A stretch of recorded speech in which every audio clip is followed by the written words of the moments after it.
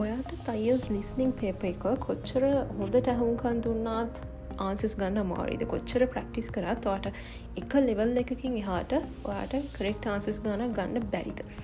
එහෙනම් ප්‍රධාන වශයෙන් ඔයා අහුම්කන් දෙන විදිහේ ප්‍රශ්නයක් තියෙනවා වෙන්න පුළුවන්. හරිද? මොකද ඔයාට හැම වෙලේම key information මිස් වෙනවා නම් ඔයාට listening paper එකේ ආන්සර්ස් ගන්න බෑ. එතකොට මේකට මුලින් බලන්න ඕන මොකද හේතුව. එතකොට මේකට එක ප්‍රධාන හේතුවක් තමයි හුඟක් කැන්ඩිඩේට්ස්ලා අර එක වචනේ තේරුම හොයන්න try කරන එක.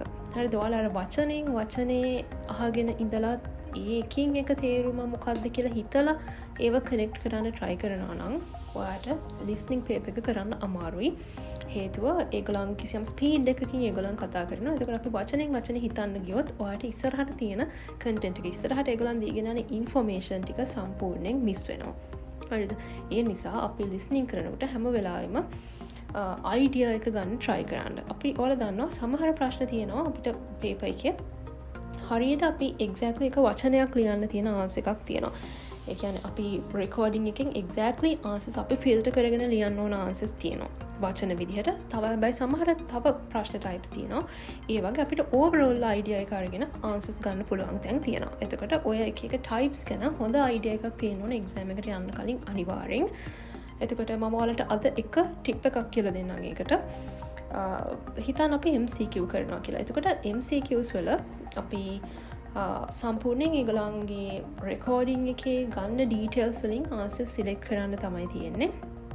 එතකොට අපි මම අර කිව්වා වගේ වචනේ ඕගොල්ලන් අහගෙන ඉඳලා නම් කරන්නේ. දැන් MCQ වල යාලා ප්‍රශ්න ගැන මුලින් කතා කරනවා. ඊට පස්සේ ඔයාලට ඔප්ෂන්ස් ගොඩක් තියෙනවා එක MCQ එකක. එතකොට ඒ ඔප්ෂන්ස් ගැන කතා කරනවා. එතකොට අපි තනියෙන් එක දේවල් වල තේරුම් හොයන්න ගියොත් ඔයාලට ටයිම් එක මදි වෙනවා. සහ එතකොට ඔයාලා එක ඔප්ෂන් එකක් ගැන හිතින්නකොට ටයිම් එක ගිහිල්ලා ඉවරයි. ඒගොල්ලෝ ඉස්සරහ දේවල් වලට ඉස්සරහ ඔප්ෂන්ස් වලට මූව් වෙලා ඔයාලට කී ඉන්ෆර්මේෂන් ගොඩක් මිස් වෙලා තියෙන්නේ.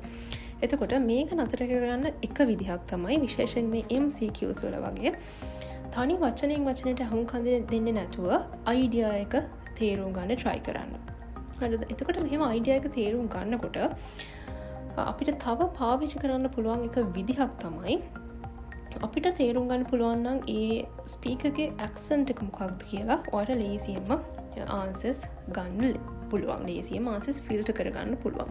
මොකද අකම listening paper එකේ අපිට ස්පීකර්ස්ලා ගොඩක් හම්බෙනවා. ඔයගොල්ලන්ගේ එක ඇක්සන්ට්ස් තියෙන්නේ. එතකොට මේ native ස්පීකර්ස්ලා හැම වචනයක්ම කතා කරන්නේ එකම විදිහට නෙමෙයි. එකම ටෝන් එකකිනුත් නෙමෙයි. එකම ස්පීඩ් එකකිනුත් නෙමෙයි. ඒගොල්ලන්ගේ පිච් එක වෙනස් වෙන්න පුළුවන්. එතකොට ඔන්න ඕක ගැන අයිඩියා එකක් තියෙන්න ඕන ඔයාලට listening paper එක හරියට කරගන්න නම්. මොකද හුඟක් native speakersලා හැම වචනයක්ම equally නෙවෙයි pronounce කරන්නේ. ඒගොල්ලෝ සමහර ඒවා stress කරනවා. හරිද? ඒගොල්ලෝ වචන stress කරන විදිහ වෙනස් කොටසින් කොටසට. එතකොට ඔයාට පුළුවන් නම් ඒගොල්ලන්ගේ word stress එක, ඒගොල්ලන්ගේ sentence stress එකට attention එක දෙන්න ඔයාට ලේසියෙන් answers grab කරගන්න පුළුවන් listening paper එකේ. මොකද උදාහරණයක් විදිහට අපි ගත්තොත් සමහර තැන්වල සමහර sentences ටිකක් louder pronounce කරනවා වෙන්න පුළුවන්. සමහර ඒවා ටිකක් දිගට pronounce කරන ඒවා තියෙනවා. සමහර ඒවා high pitch එකක් එක්ක pronounce කරන තැන් තියෙනවා. ඔයාලා හරියට recording එකක් අහගෙන ඉන්නවා නම්. එතකොට මෙන්න මේ word stress එකකින් අපිට හිතා ගන්න පුළුවන් එතන answer එකක් locate වෙලා තියනවද නැද්ද කියන එක.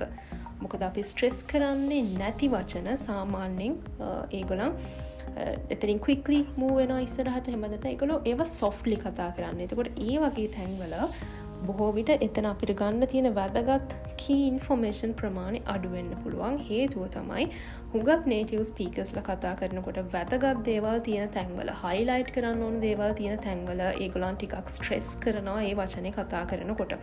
එතකොට ඔයාලට ඒගොල්ලෝ ස්ට්‍රෙස් කරන තැන් ගැන ඒගොල්ලෝ පාවිච්චි කරන ටෝන් එකකින් සහ ඒගොල්ලන්ගේ පිච් එකකින් එතන ආන්සර්ස් ලොකේට් වෙලා තියනවද නැද්ද කියන එක ගැන බේසික් අයිඩියා එකක් ගන්න පුළුවන්. එතකොට අද ඉඳන් ඔයගොල්ලෝ listening papers කරනවා නම් හැම වෙලේම try කරන්න ඔන්න ඔය point එක අල්ල ගන්න. විශේෂයෙන් මම වගේ MCQs වගේ ප්‍රශ්න කරනවා නම් ඔයාලට overall අයිඩියා එක ගන්න ලේසි සහ කොයි හරියද ආන්සර් එක ෆිල්ටර් කරගන්න ඕනේ කියන එක තේරුම් ගන්න ලේසි එක ටිප් එකක් තමයි මේක.